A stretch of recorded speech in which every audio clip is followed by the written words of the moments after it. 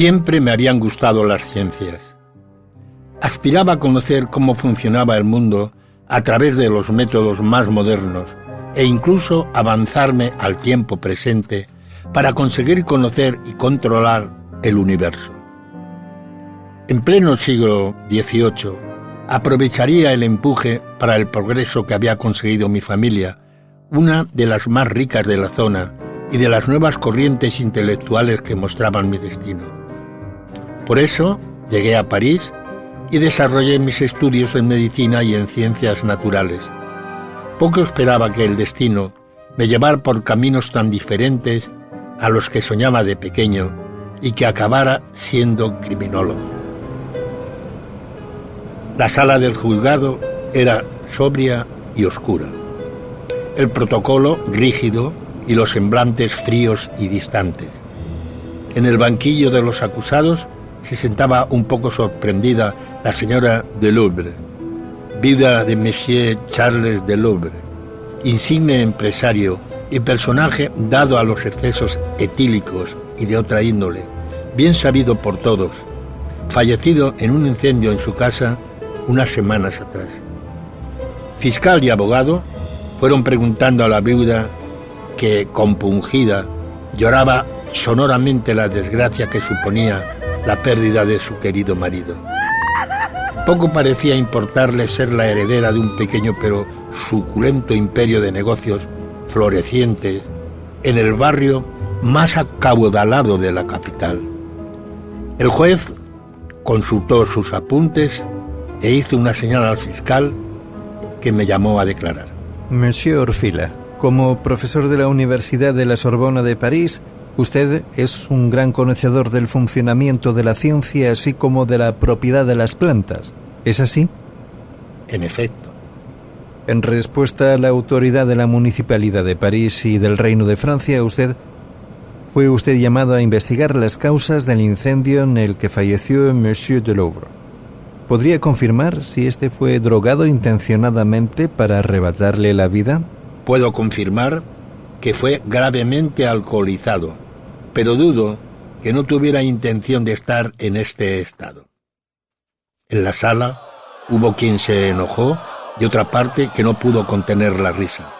El fiscal intentó mantenerse impasible y se apresuró a continuar con el interrogatorio. ¿Me está diciendo que el incendio en casa del fallecido fue un accidente? No he dicho eso. Pero, según su opinión de experto, ¿hubo o no hubo una mano criminal en el fallecimiento de Monsieur Delouvre? Con las pruebas que dispongo, podría asegurar que sí. Y además, todo apunta a su esposa, Madame Delouvre. Entre los presentes cundió el descrédito.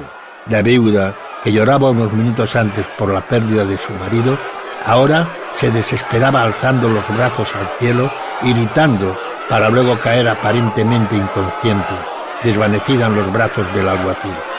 El público protestaba airosamente. El juez repicaba sobre la mesa pidiendo silencio. ¡Silencio!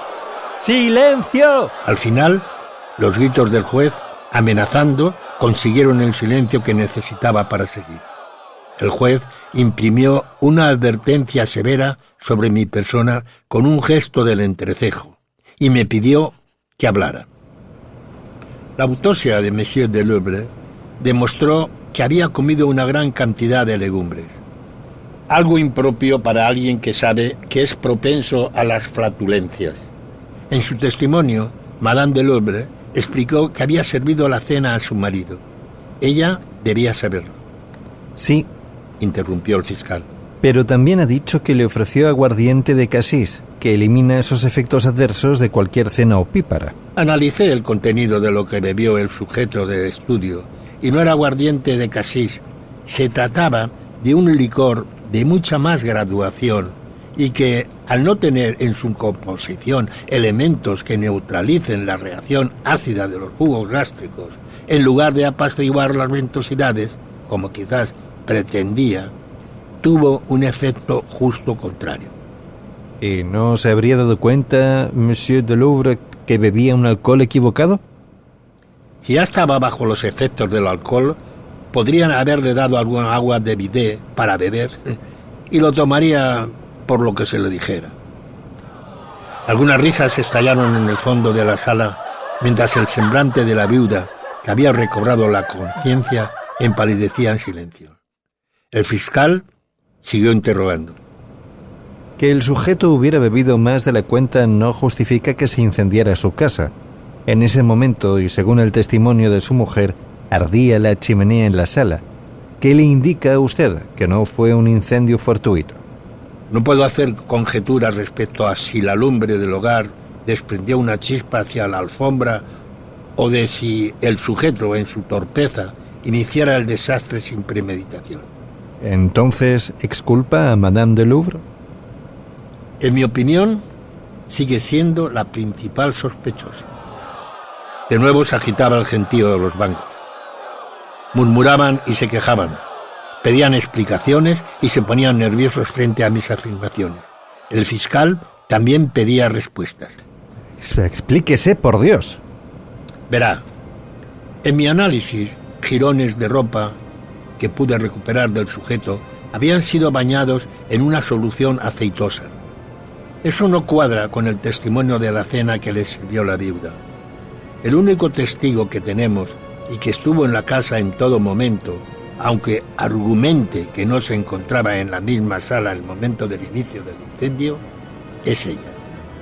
Yo creo que Madame de Louvre sabía de las debilidades de su marido por la vida ociosa y en particular por sus excesos con el alcohol. Solo faltaba un elemento que ayudara a que una chispa lo prendiera todo. Cualquiera de nosotros sabe que el resultado de la putrefacción en el estómago es un gas que prende con mucha facilidad. Una cena pesada de legumbres y un placebo para que nada pare a la madre naturaleza nos ofrece ese gas que prende. Bastaba con alcoholizar a Monsieur de Louvre lo bastante para que fuera dócil y no se percatara de que se le estaba convirtiendo en una bomba humana. Cuando el gas saliera, había que prenderlo. Con la ropa debidamente humedecida en un aceite que ejerciera de acelerante con la ropa, tenemos la suma de ingredientes. Solo había que esperar, prender la llama y ya nada evitaría que Monsieur de Louvre se convirtiera en una antorcha humana. La sala del juzgado, con sus decenas de testigos, quedó atónita y en silencio, digiriendo mis explicaciones. El plan perfecto que había maquinado la viuda del pobre demonio de Louvre había topado con mis reflexivas consideraciones. Y al ser diana de las miradas de los presentes, la viuda no pudo más y ahora la que explotó fue ella. ¡Era un cerdo! Era una persona despreciable que me trataba peor que al servicio.